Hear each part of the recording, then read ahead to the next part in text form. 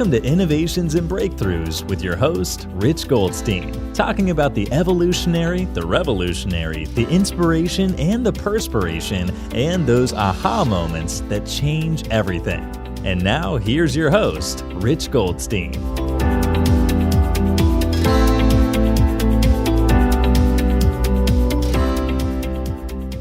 Rich Goldstein here, host of the Innovations and Breakthroughs podcast, where I feature top leaders on the path they took to create change.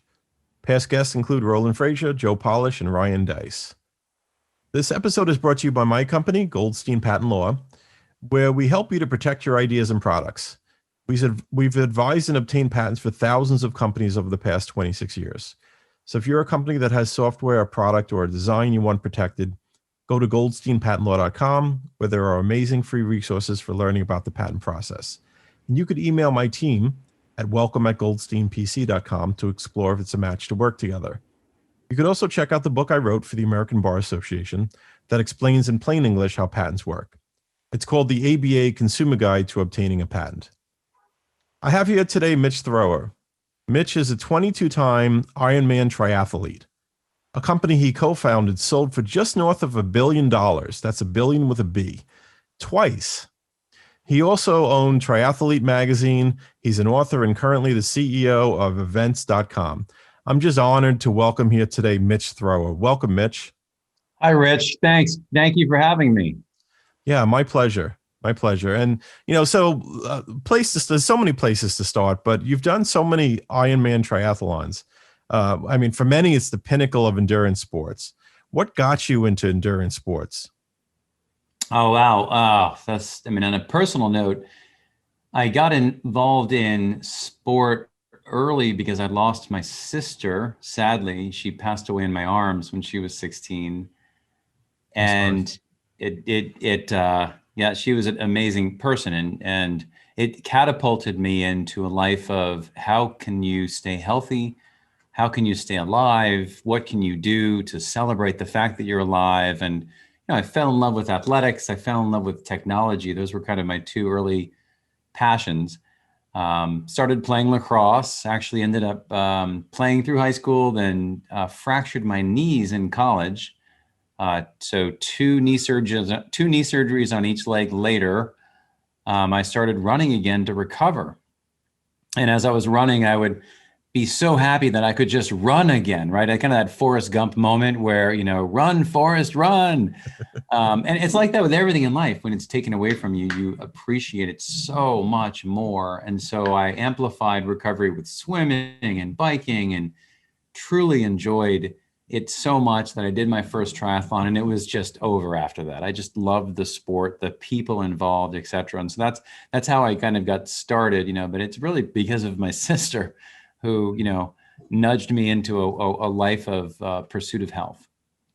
Wow, that's amazing. I'm so sorry for your loss, and it sounds that you have, you've transformed it into something which, has been huge for yourself, and also just a great tribute to her memory, what you've accomplished with all of these triathlons.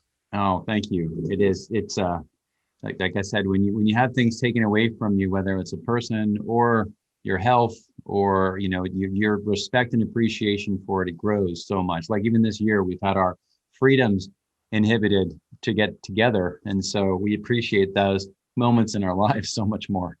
Absolutely. Absolutely. Now, what does it take to be successful in an Ironman? Well, success in the sport of triathlon in general is been redefined, right? It's just finishing many times is the goal. And you're crossing the Ironman. Yes, there's your winners and your age group champions, but just finishing a 2.4 mile swim, a 112 mile bike, and then a marathon.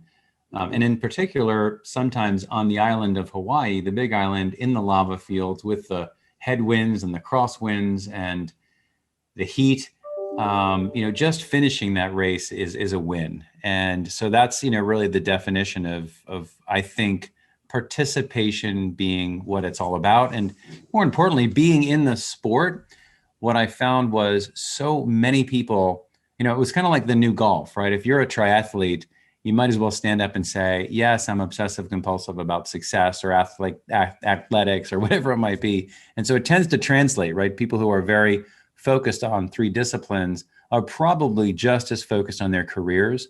And so there's an enormous amount of people that are very, very focused in the sport and that have achieved great things. And, I found myself looking to the left and looking to the right, and, the chairman of major companies and the heads of different businesses and the women who run corporations. I mean, they're there. And so it was a great place to be, right? It's a great networkable comma, because when you're in that environment. Wow, that's so interesting. I never thought of it that way, but it sounds like it's just the common notion of it's the company that you keep. So you're keeping company with people that are driven and determined, and just achieve amazing things. So I think that's pretty amazing. But let me ask you something. Like, speaking of that, and speaking of that type of drive and that type of determination, so for someone who has an idea, a notion of something that they want to create in the world, whether it's a physical product, a service, or a business that they have a vision for, as I see it, what comes next, and that the path they must follow to get it out into reality, is in itself a bit of an endurance sport. What do you think about that comparison? Yeah, I think you nailed it. I think entrepreneurship is indeed an endurance sport. That's the tagline on one of our sites. Entrepreneurship is an endurance sport, and creating something. After all, everything around you right now, and anyone listening to this, was once a neuron in someone's brain. And yet now it exists. Now you can see it, touch it, feel it. Someone owns the patent for it, maybe. Someone owns a trademark around it, probably. So that's a fascinating, it's almost an unbelievable process when you look around and you think about how many things were once just a flicker of energy inside a brain. And then you examine the process of creating those things. My dad, who was an incredible idea man, had this phrase that I inherited, which is, what would be great, or wouldn't it be great? And, that perspective, when you walk around and you see things as they could be, is something that everyone experiences at some point in their life. And some people decide to do something about it, and some people don't. I think there's a misnomer that people think that what you're doing when you start as an entrepreneur, and the end, that's really, really not true. You figure it out as you go along, and you make a lot of mistakes. Yeah, no, absolutely. And it is certainly not as glamorous as people think, and it's certainly not, it's not a linear path. No. I want to circle back to that in a moment. But you mentioned your dad. And so, like, I understand that your dad actually created the Yule log, which was something, in New York City, I guess it's a bit of a tradition, since I'm a kid, like this fireplace, continuous fireplace video. So tell me about that. So my dad, Fred Thrower, head of WPIX at the time, Channel 11, came up with this concept in 1966. He wrote a memo, famous memo. You can find it online now. And he decided to recommend that they cancel things like roller derby, and that they put a loop of a fireplace burning on television. And it really sparked, pun intended, a real change, right? And in some places in Scandinavia, they have a concept of slow TV. YouTube, you have lots of things which are just, scenery that you play in the background, kind of ambiance. And this is, long before a flat screen TV filled someone's living room. But it was when a television was inside someone's apartment that didn't have a fireplace. And that meant a lot to my dad, to be able to bring the joy of a fireplace burning with music to people's homes. And, it was a real amazing thing to watch. And, I remember he told me at one point, he's like, I had no idea it would get that big.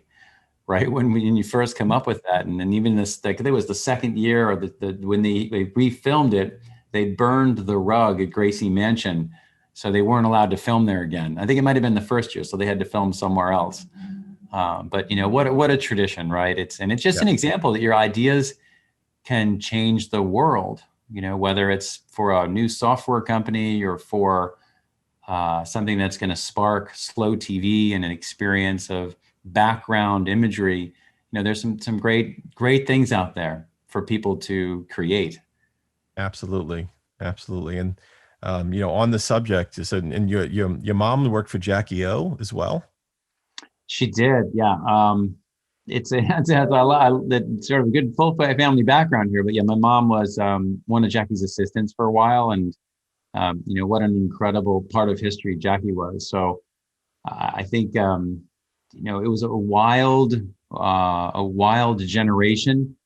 Certainly the things that JFK was able to achieve, and the sad loss of JFK, very meaningful to our family. But it's again, at any moment things can change, right? That's Certainly. kind of a theme through history, right? And things change instantly. Be ready. Don't be surprised. Yeah, that's great. And I just, I wanted to cover that. I just thought those were really two interesting things about your pedigree, and but like circling back to what we were talking about just before, in terms of like the path of an entrepreneur, and how entrepreneurs, people think like, oh, it's easy, or people think like, oh, those guys know what they're doing, and they don't realize how much we just are figuring it out as we go along.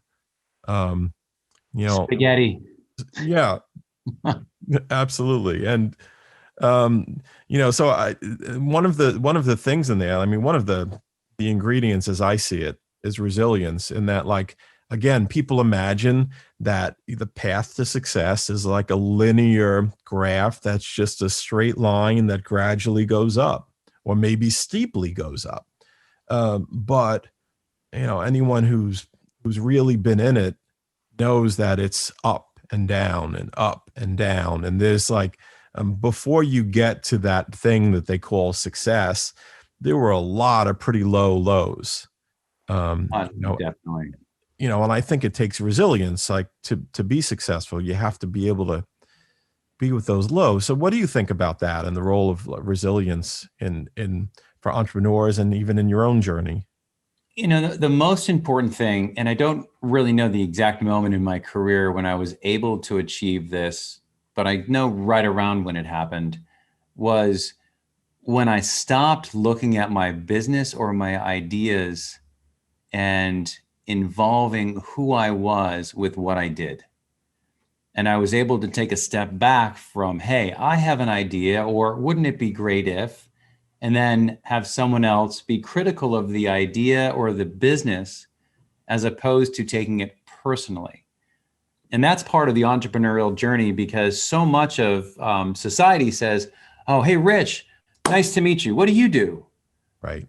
And so that there's this connection, which is, a misfit, that people think they are what they do. They're not. What they do is something they need to put in a box that they can walk around and be critical of, and accept criticism from others. In fact, welcome criticism from others.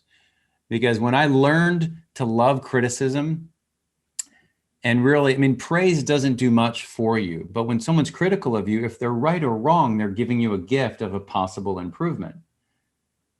You still have to judge whether or not you want to accept that gift, and whether it's correct or not, and how it applies to your life, but that's your choice. So I think for me, as an entrepreneur, looking at that process, as you mentioned, of the ups and downs and the challenges that you go through, stepping away from what I was doing and putting that over there and analyzing it as this other thing, and not wrapping my ego up in it, was really helpful.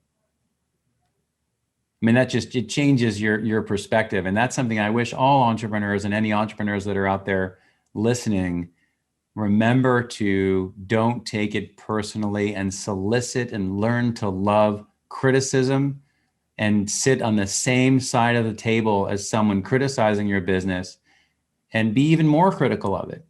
because you can then improve it. Yeah, that's amazing advice. It's like the feedback, not necessarily the feedback you were looking for, but the feedback that helps you grow is the most meaningful.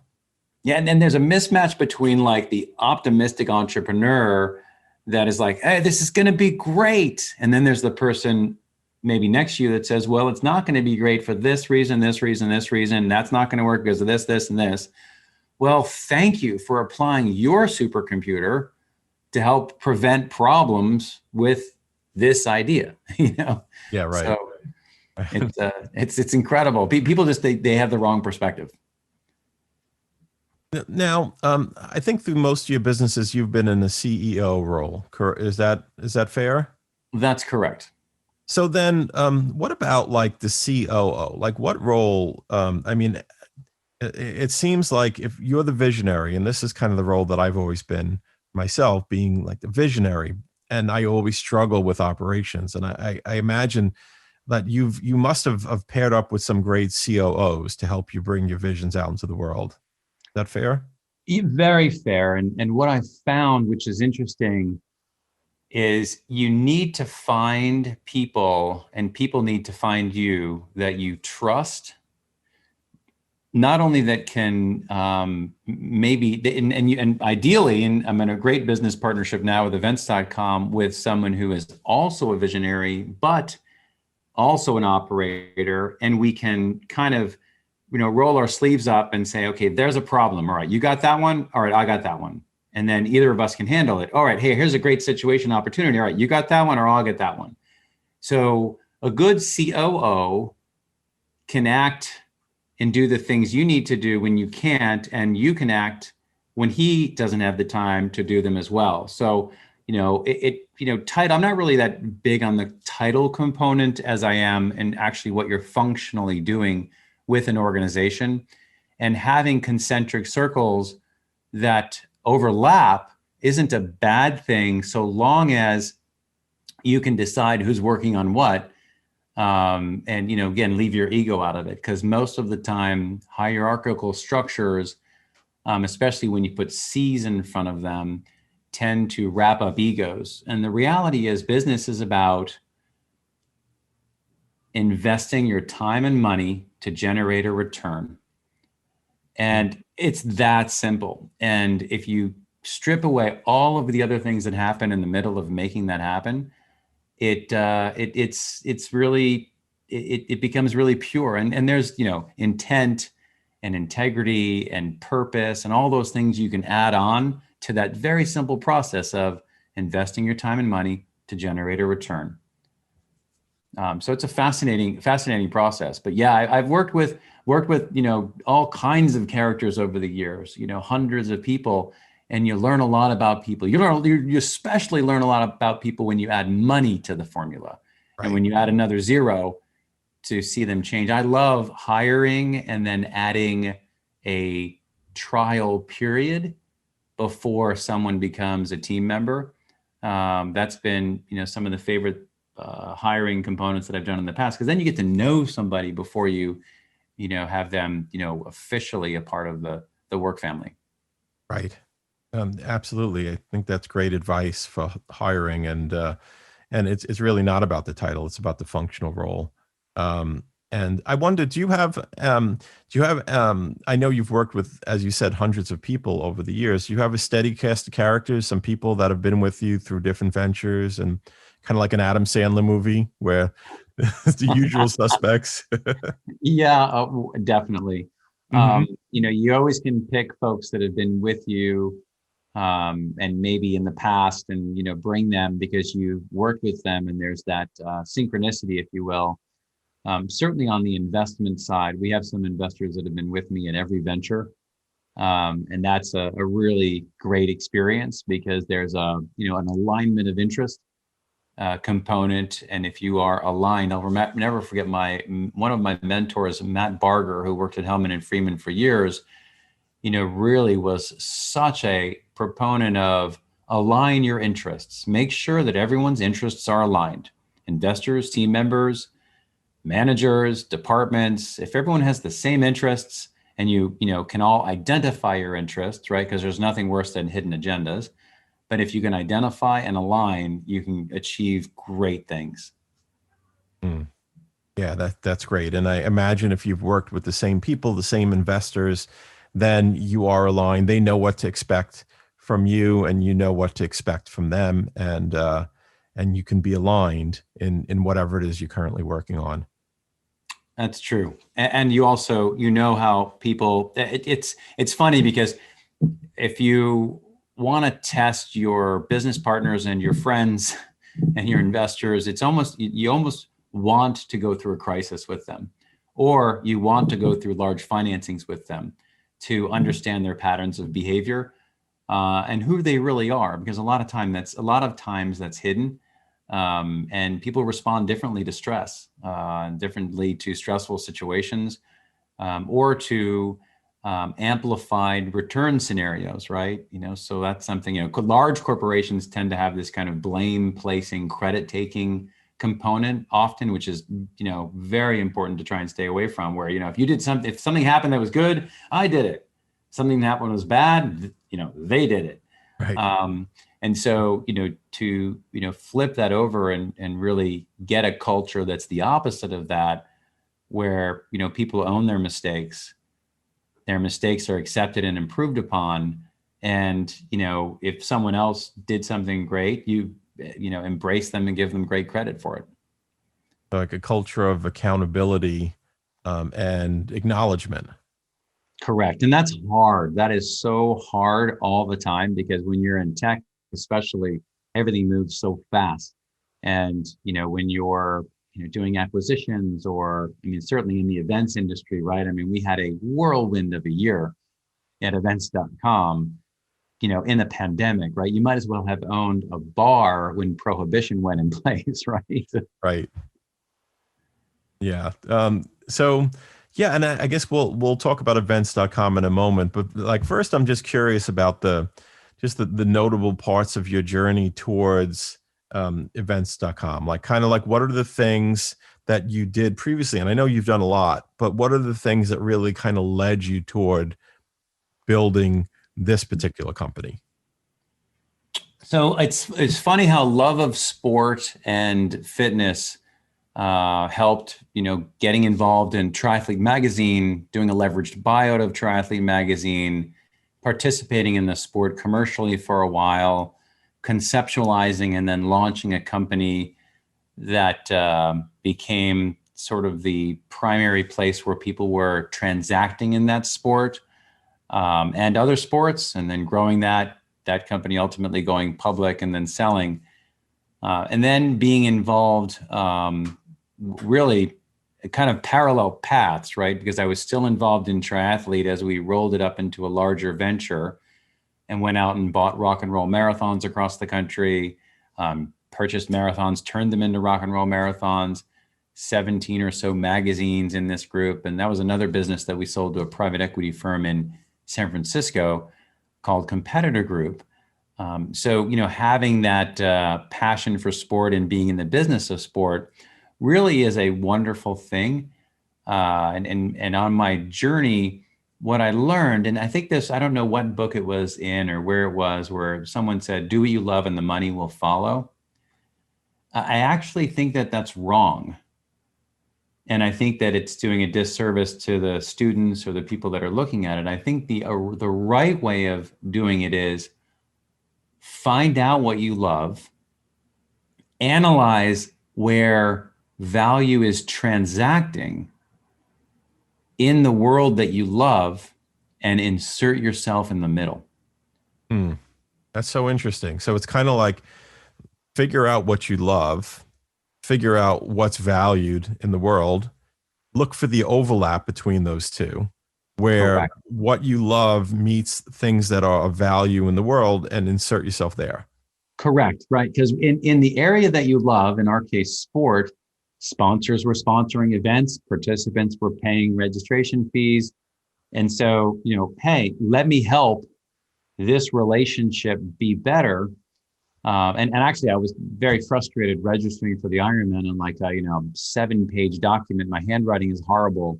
So it just made sense, right? Because I bought I bought a ticket for a Broadway show online, and then instantly I'm like, wait a minute, this isn't in the athletic world yet. Let's build it. Called up my friends at the Cog Sci department at UCSD, and let's build something exciting. Had a co-founder there, had a great company, recruited in an amazing team that took it to the next level. As I said, went public, and then really, and you take a step back and say, what can you do that's bigger? Where can you, because it takes just as much effort. That's another thing I learned the hard way. It takes just as much effort to do something big as it takes to do something small. You're going to spend the same amount of time building a small business as you will spend building a big business. Yeah.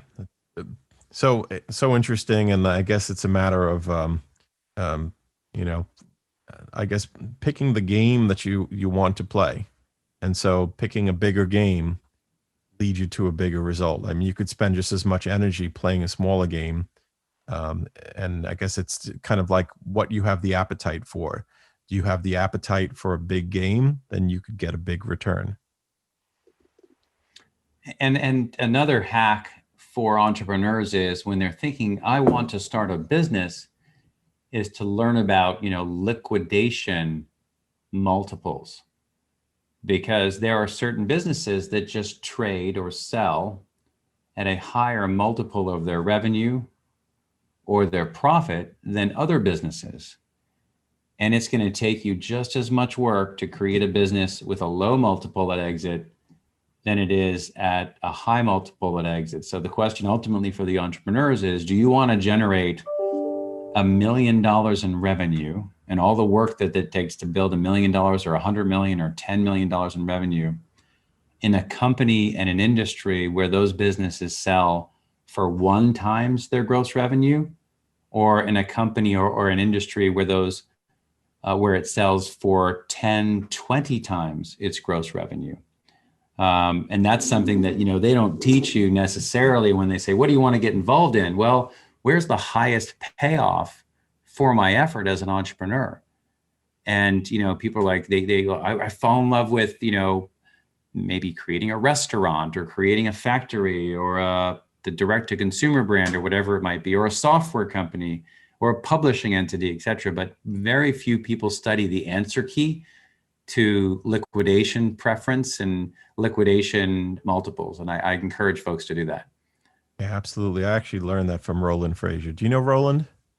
I don't. I know of him, of course, but I don't know him personally. Yeah, got it. And so, in terms of the different types of businesses, the different multiples. So it's something that he had said they did over Digital Marketer, and they realized that having an information business had a pretty low multiple, but having a software business, higher multiple, and even higher if there's MRR, monthly recurring revenue.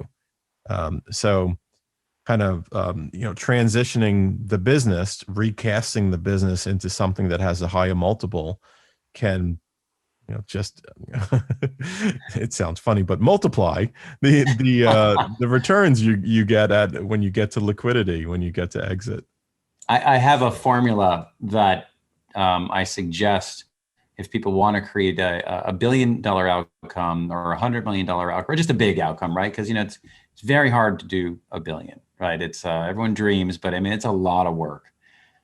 But don't let that discourage you. The formula that I have learned that is successful time and time again in many of the technology businesses that I see is to create let me think of it. It's RRHMLMR multiplied by MDA. And that's a reliable, renewable, high margin, low maintenance revenue stream that aggregates massive data. So, you have there's your recurring revenue, reliable, renewable, revenue that has a high margin, that has low maintenance, right? I mean, while we're having this conversation, people are transacting with us all over the world. And, that's low maintenance. I don't have to serve someone a plate of spaghetti. And then you take that revenue and you multiply it by massive data that you can really learn from and understand. And I mean, the application of data is just enormous. And if you can own that data, it becomes a very, very valuable enterprise. Got it. Yeah, and so I imagine that you have taken this principle and used it to decide what and how you built for your various companies, right? And so now with events.com, it's like, I imagine there was an initial notion or initial goal or intention for this company. But why did you decide to build what you did on events.com? Why did you decide to build that instead of something else that might go toward that goal or intention? Well, and we started initially as an incubator. We looked at all kinds of things, the connected car. We looked at, remote messaging, anonymous messaging. We looked at the city space. We even dabbled in the city space. And the events business, if you look at it, and event organizers worldwide, is still a very disconnected world. If I was to say, Rich, let's say the pandemic is over and it's December of 2021 and you go to New York City for the weekend. And I was going to say, what are you doing this weekend? And what are your friends doing? You'd kind of scratch your head, right? Maybe you'd Google something. Maybe you'd find something on one of the ticketing sites. Maybe your friend would have told you about something, but there's no central repository a la Yelp of what's happening around you, customized to you, Netflix style, connected to your friend network. And there also is no central place. If let's say we have a big festival, the Rich Fest, and it's $100 a ticket. Right now, what I've seen occur, and my business partner, Steven, has been deeply involved in all of the different